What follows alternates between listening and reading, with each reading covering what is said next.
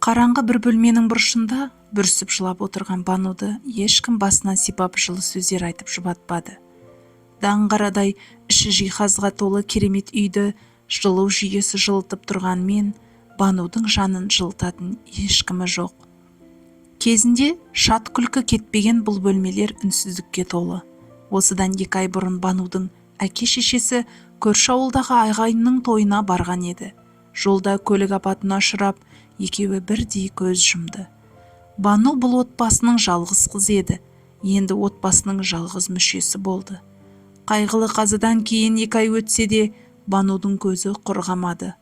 Тым болмаса, жақын тартып араласатын туыстары да жоқ. Биыл Бану 11 сыныпты бітіреді. Өзі ай десе аузы, күн десе көзі, талшыбықтай қасы көзі қиылған қазақтың қарадомалақ сұлу қызы. Мектепте жігіттер қызыға, қыздар қызығана қарайды. Қолынан өнер тамған, киім пішу, тоқыма тоқуды анасынан меңгерген. Анасы екеуі тіккен киімдерін тіпті таласып сатып алып жататын еді ауылдастары.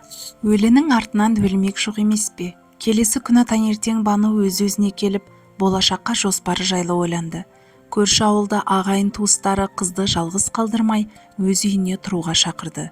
Бану келсе кетті. Үйін құлыптап, сатылады деген тақташа ілді. Керек жарағын алған ол бірден автобусқа қарай тартты. Әкесінің ағайынды інісі Мұрат аға өте ақкөңіл кісі екен. Банудың қалын сұрап, жұбатып, жақын тартып жатыр. Ал жеңгесі Сая, іші тар, қызғаншақ адам екені бірден білініп тұр.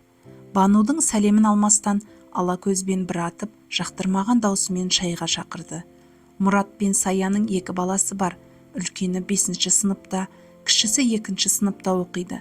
Бану жеңгесінің мінезінен сескеніп, өзі қысылып, сасып қалды. Бірақ Мұрат ағаның жылы шырайын көріп, жаны қайта жай тапқандай болды. Осылай күндер өтіп жатты. Жаңа мектепке орнығып, достарына да үйренсе бастаған Бану, кішкене болса да қайғы мұңынан ажырағандай болды. Күнделікті үйдің жұмысын Сая Банудың мойнына артып қойды. Сабақтан келе сала Бану осы үйдің отымен кіріп, күлімен шығатын болды. Саяның балаларының кірін жуып, сабақтарына көмектесті. Осының кесірінен сабақ үлгерімі де нашарлап кеткен. Кешке дейін жұмыстан қолы босамайды.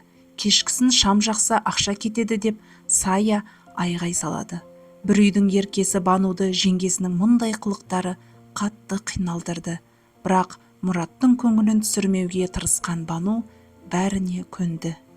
Құдай оңдап, үйі де жақсы бағаға сатылды. Осы ақшамен оқу орнына түсем деген үміт Бануды жетелеп жүрді. Банудың санасында болашаққа деген үміт оты жанды. Үйдің ақшасының біразын Мұрат ағаның балаларына киім-кешек, ойыншық алып беріп, қалғанын чемоданына салып тығып қойды. Түн жарымда Саяның айқайы естілді. Сая жерде Банудың чемоданын ұстап отыр екен. Банудың бар арманы, үмітінің соңғы жібі үзілгендей болып, жерге отыра кетті. Көзінен тамған жастары бірінен соң бірі үзіліп жатты. Ешқандай ұры келмегені айдан анық еді. Саяның қулығы тағы да жүзеге асып кетті. Әттең, қолмен ұстамаған соң оны айыптауға ешқандай дәлелі жоқтығын, ешқандай дәрмені жоқтығын сезінді. Сиырының ақшасы, үйінің ақшасы, арманы, үміті, сенімі бәрі көкке ұшты. Тек бір апта өтпей жатып, Саяның кредитке деп алған қымбат жиһаздары, кредитке деп алған қымбат тон, қымбат етігі осының дәлелі еді.